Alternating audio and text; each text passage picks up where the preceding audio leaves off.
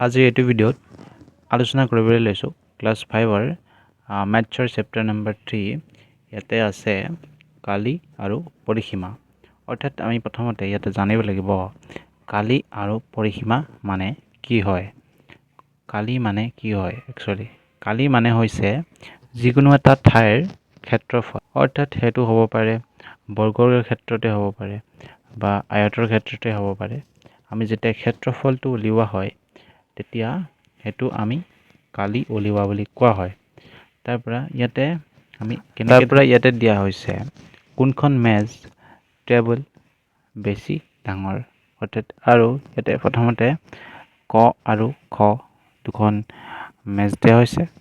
তাৰ পৰা ইয়াতে কোনখন ডাঙৰ আৰু কোনখন সৰু সেইটো অৰ্থাৎ বেছিকৈ কোনখন ডাঙৰ সেইটো উলিয়াব কৈছে। ইয়াতে ওপৰৰ মেজ দুখনলৈ লক্ষ্য কৰা।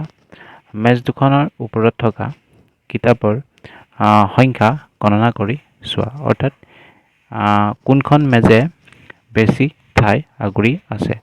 অৰ্থাৎ ইয়াতে মেজ দুখন দিয়া হৈছে আৰু মেজ দুখন চাবৰ কাৰণে কৈছে। ইয়াতে কিতাপ দিয়া হৈছে আৰু এই কিতাপকেইখন অৰ্থাৎ কোনখন মেজত বেছি আছে এটা গণনা কৰি চাব কৈছে।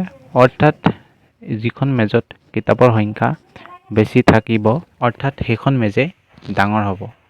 ইয়াতে ক মেজখন ডাঙৰ দেখা গৈছে কাৰণ ইয়াত কিমানখন কিতাপ আছে আমি ইয়াতে চালে আমি কিতাপৰ সংখ্যা পাওঁ। প্ৰথম মেজখনত কিতাপৰ সংখ্যা পাম 14খন 14খন পাম আৰু দ্বিতীয় মেজখনত আমি কিতাপৰ সংখ্যা পাম দ্বিতীয় মেজখনৰ কিতাপৰ সংখ্যা 12খন পাম আমি। তাৰ পৰা ইয়াতে কৈছে ক মেজৰ কালি। অৰ্থাৎ প্ৰথমখন মেজৰ কালিখন আমি কিমান পাম। প্ৰথমখন মেজৰ কালি আমাৰ 14খন পাম 14 পাম যিহেতু আমি 14খন কিতাপ আছিলে 14খন গণিত কিতাপ কালিৰ সমান হ'ব সেইটো কৈছে। তাৰ পৰা খ মেজৰ কালি কিমান হ'ব।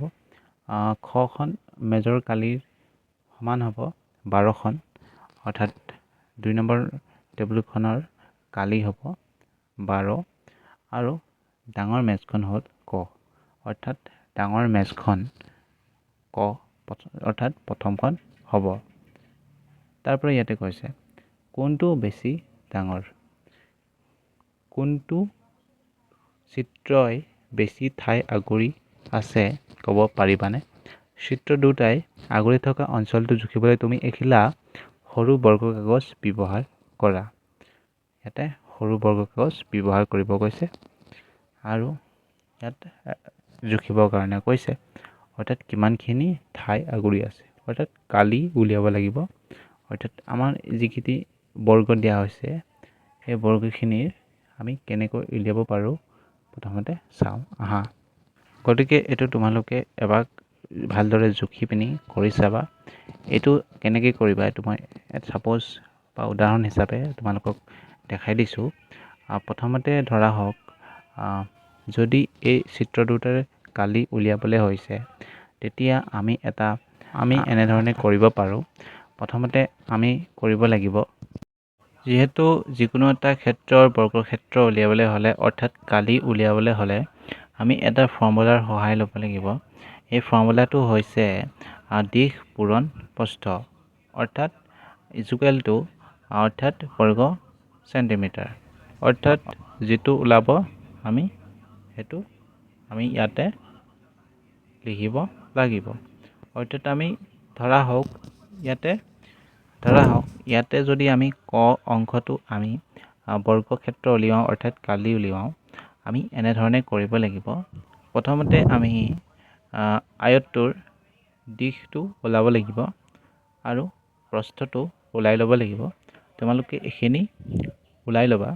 ইয়াতে ধৰা হওক ইয়াতে আমি দিশটো 15 চেণ্টিমিটাৰ ধৰিলোঁ আৰু প্ৰস্থটো 5 চেণ্টিমিটাৰ ধৰা হ'ল।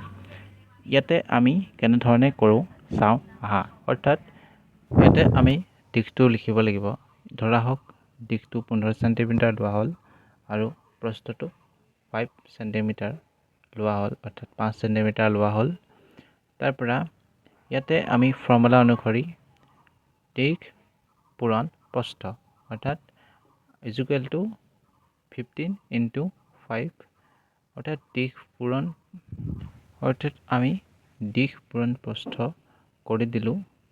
দিশ পূৰণ প্ৰস্থ কৰি দি আমি 75 বৰ্গ চেণ্টিমিটাৰ পালোঁ। অৰ্থাৎ আমাৰ 75 বৰ্গ চেণ্টিমিটাৰ হ'ব ক অংশটোৰ বৰ্গ ক্ষেত্ৰফল। অৰ্থাৎ বৰ্গ ক্ষেত্ৰফলৰ মানটো হ'ব 75 বৰ্গ চেণ্টিমিটাৰ। অৰ্থাৎ ইয়াৰ কালি 75 বৰ্গ চেণ্টিমিটাৰ।